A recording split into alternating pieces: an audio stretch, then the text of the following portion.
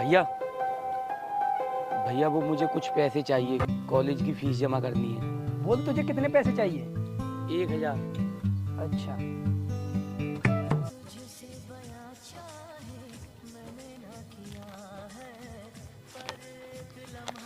ये ले, और मन लगाकर पढ़ाई करना जिससे तुझे सरकारी कोई नौकरी मिल जाए। मुझे देख रहा है, मैंने पढ़ाई नहीं की तो मुझे ये खेतीबाड़ी करनी पड़ रही है, इसलिए तू मन लगाकर पढ़ाई कर। हाँ भैया, मैं बहुत मन लगाकर पढ़ाई कर रहा हूँ और मैं एक न एक दिन सरकारी नौकरी पा ही लूँगा। मैं आपके भरोसे को भैया कभी टूटने नहीं दूंगा, और वैसे भी आपका आशीर्वाद भी तो है मेरे साथ। ठीक है भैया, मैं चलता हूँ। ठीक है।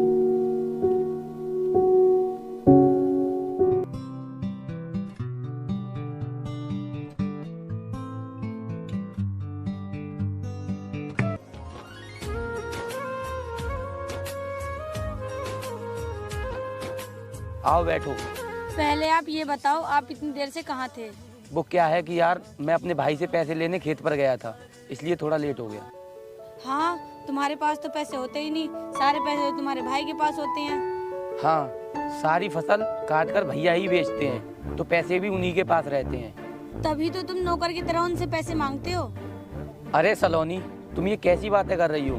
जब सारी फसल वही करते हैं तो उनका हक बनता है ना सारे पैसे रखने का। और मुझे तो वही बहुत है कि वो सारा काम खुद ही कर लेते हैं, मुझसे कुछ भी काम नहीं कराते। तो वो सारे पैसे भी तो अपने पास ही रखते हैं। अरे यार तुम ये सब छोड़ो, वो जैसे भी हैं सही हैं। आओ बैठो।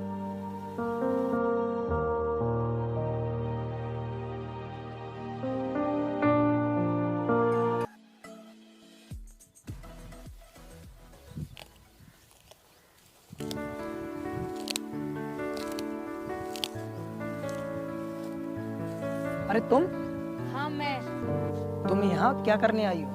मैं यहाँ अजय को देखने आई थी। वो कहाँ है? अजय मार्केट गया है फसल की दवा लेने, कुछ देर में आने वाला होगा।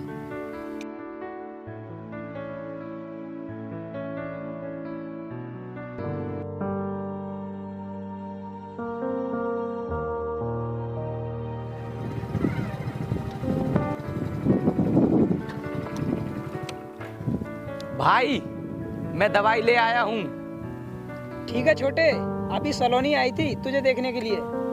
अच्छा भाई, उसे कॉलेज का कुछ काम होगा इसलिए आई होगी वो। ठीक है भैया, मैं चलता हूँ अब। यार, आप थोड़ी देर पहले कहाँ गए थे? मैं तुम्हें देखने तुम्हारे खेतों पे गई थी। वो यार मुझे भैया ने बाजार भेज दिया था दवाई लाने के लिए। मुझे लगा आज आप फ्री हो गए, हम कहीं चलकर बातें करेंगे, लेकिन तुम्हारे पास तो टाइम ही नहीं है। तुम तो अपने भाई के नौकर हो, जो वो कहते हैं वही करते हो। लेकिन हाँ, तुम तो कह रहे थे तुम्हारे भाई तुमसे कुछ नहीं करवाते। तो यार इसमें इतनी परेशान होने वाली बात क्या है? मैं तुम्हें समझा रही हूँ, लेकिन तुम्हें कुछ भी समझ में नहीं आ रहा है, पर आगे चलकर तुम्हें सब समझ में आ जाएगा। एक दिन तुम्हारा भाई खुद ही अमीर बन जाएगा और तुम सिर्फ उसके नौकर बन के रह जाओगे। क्या तुमने उनसे कभी पूछा है कितने रुपए का अनाज बिका और तुम्हें कितने रुपए देता है? पूछा है तुमने? हाँ ये तो है, मैंने ये सब तो कभी उनसे नहीं पूछा। खैर अब जरूर पूछूंगा। आप घर जाओ, मैं खेतों पर भाई के पास जा रहा हूँ।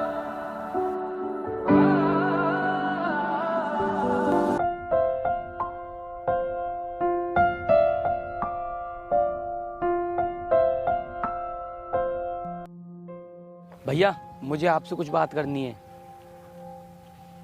हाँ छोटे बोल, क्या बात करनी है? भैया वो पिछली साल हमें फसल में कितना फायदा हुआ था? पिछली साल फसल में हमें 2 से 3 लाख रुपए का मुनाफा हुआ था। और आपने मुझे कितने दिए? बस 40-50 हजार रुपए। और फिर बाकी के रुपए? बाकी रुपए फसलों की दवाइयों में और घर के खर्चे में खर्च हो गए। पर ये छोटे, ये सब तू क्यों पूछ रहा है? कुछ नहीं भैया, लेकिन मुझे आज से सारी फसलों में से आधा हिस्सा चाहिए। छोटे, तुझे अचानक क्या हो गया? तू कैसी बातें कर रहा है? मुझे कुछ नहीं हुआ है, बस मुझे आधा हिस्सा चाहिए तो बस चाहिए, क्योंकि अब मेरे सब कुछ समझ में आ गया है। मुझे बस मेरा आधा हिस्सा चाहिए। ठीक है, मैं तुझे आधा हिस्सा देने के लिए तैयार हूँ, पर तू अपनी जिम्मेदारी संभाल ले और अपनी पढ़ाई पूरी कर ले। तुम सिर्फ मुझे मेरा आधा हिस्सा दे दो, मैं अपनी जिम्मेदारी खुद संभाल लूंगा। देख भाई, तू मेरी बात को समझने की कोशिश कर। मैं तुझे आधा हिस्सा देने के लिए तैयार हूँ, पर तू अपनी जिम्मेदारी संभाल ले। मुझे कुछ नहीं सुनना, मुझे सिर्फ मेरा हिस्सा चाहिए। पता नहीं चंद्रकेश, अचानक इसे क्या हो गया जो आज मुझसे आधा हिस्सा मांग रहा है। हाँ भाई, तुम सही कह रहे हो। आज से पहले इसने आज कभी ऐसा नहीं बोला था। भाई जब से मम्मी पापा गुजरे हैं, जब से मैंने इसकी हर ख्वाहिश पूरी की है, पता नहीं आज आधा हिस्सा क्यों मांग रहा है। भाई मैं तो खुद चाहता हूँ कि ये अपनी जिम्मेदारी खुद संभाले, पर ये जिम्मेदारी संभालने लायक बने तो सही। भाई मैं तो नहीं पढ़ पाया, लेकिन मैं चाहता हूँ ये पढ़ लिख कर कोई सरकारी ऑफिसर बने। भाई आप चिंता मत करो, एक दिन सब कुछ उसकी समझ में आ जाएगा। काश ये बात उसकी समझ में आ जाए।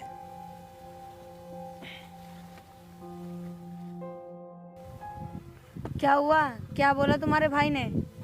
यार भैया बोल रहे थे कि तू पहले अपनी जिम्मेदारी संभाल, फिर मैं तुझे पैसे भी दूंगा और तेरा आधा हिस्सा भी। तुम अपना हिस्सा मांगो, जिम्मेदारी संभालना खुद सीख जाओगे। सलोनी तुम ये सब क्यों सोचती हो? मेरे भाई ऐसे नहीं है, वो समय आने पर सब कुछ देंगे। जब हम कल शादी कर लेंगे, क्या तब भी तुम अपने भाई से ही पैसे मांगोगे? मुझे कुछ काम होगा या कुछ खरीदना होगा, फिर भी तुम अपने भैया से पैसे मांगोगे या मैं मांगूंगी तुम्हारे भैया से पैसे? हाँ तुम ठीक कह रही हो। क्या तुम सच में मुझसे ही शादी करोगी? हाँ अजय, मैं सच में तुमसे ही शादी करूंगी। चलो तो फिर ठीक है, हम भैया के पास खेत पर चलते हैं, हम दोनों मिलकर उनसे बात करेंगे।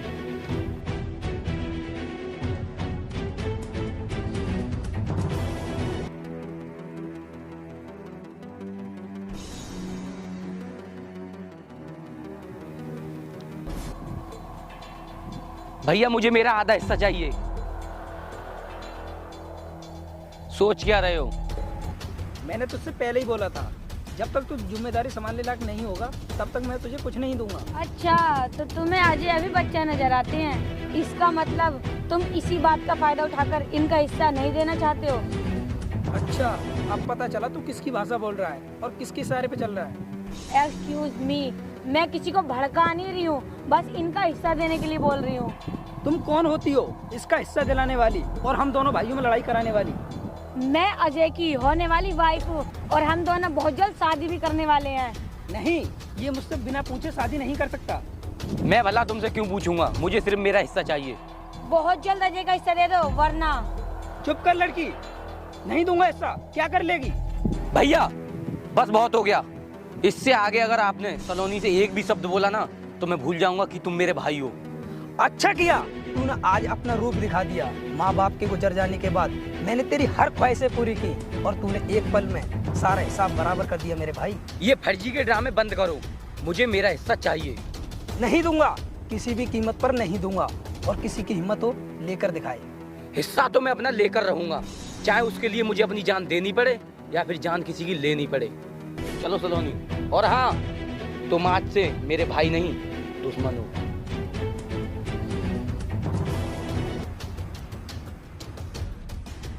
अब हमारे पास एक ही रास्ता है, तुम अपने भाई को खत्म कर दो। क्या?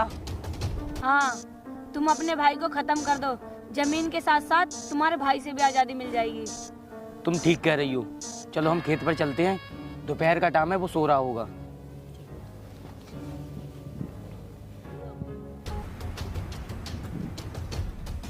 सलोनी वो देखो वो सो रहा है, यही अच्छा है इसे जान से मारने का।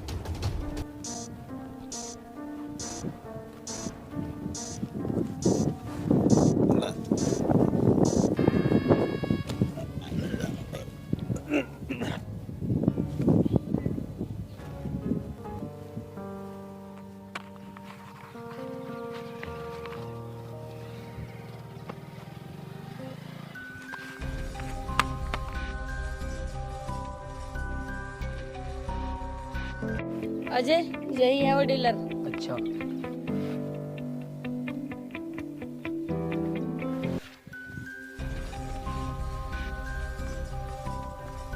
राजेश, यही है वो जो अपनी जमीन बेचना चाहते हैं। ठीक है, मुझे सौदा मंजूर है, लाइए कागज। लो ठीक है, यहाँ पे साइन कर दो।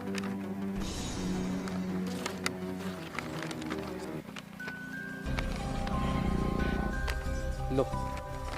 चलो सलोनी आओ चलते हैं। अरे सलोनी, कहाँ जा रही हो? और मेरी जमीन के पैसे? मेरा काम हो गया है, अब मैं चलती हूँ। मतलब? ये मेरा बॉयफ्रेंड है। ये तुम क्या कह रही हो? हाँ, मैं सच कह रही हूँ। इसका मतलब तुम मेरे साथ प्यार के नाम पर धोखा कर रही थी? जब से मुझे पता चला तुम्हारे पास काफी जमीन है, तब से मैंने तुम्हें अपने प्यार के जाल में फंसाना स्टार्ट कर दिया था और आज आखिरकार मैंने तुझे अपने प्यार के जाल में फंसा ही लिया और इसी चक्कर में तेरा भाई मारा गया। अब तू खड़ा खड़ा मेरी शक्ल क्या देख रहा है? तू भी कहीं जाके मर जा।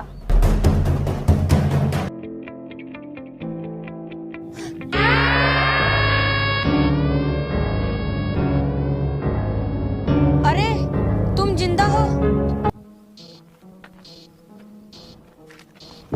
हाँ, मैं जिंदा हूँ।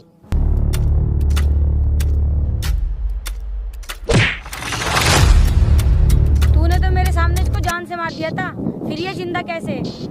ये सब प्लानिंग हम दोनों भाइयों की थी। मुझे तो तुझ पर उसी दिन शक हो गया था जिस दिन तूने मुझसे शादी की बात की थी और अपने भाई के कहने पर ही ये सब मैंने नाटक किया है। मैडम, तूने खेल तो बहुत अच्छा खेला था लेकिन आदमी गलत चुन लिया। देखा भाई, मैंने तुझसे क्या कहा था, ये लड़की तुझसे नहीं तेरी प्रॉपर्टी से प्यार करती है। अब आ गई तेरी सच्चाई तेरे सामने। हाँ भाई, तुम ठीक कह रहे हो। मैंने इस पर आंख बंद करके भरोसा किया था।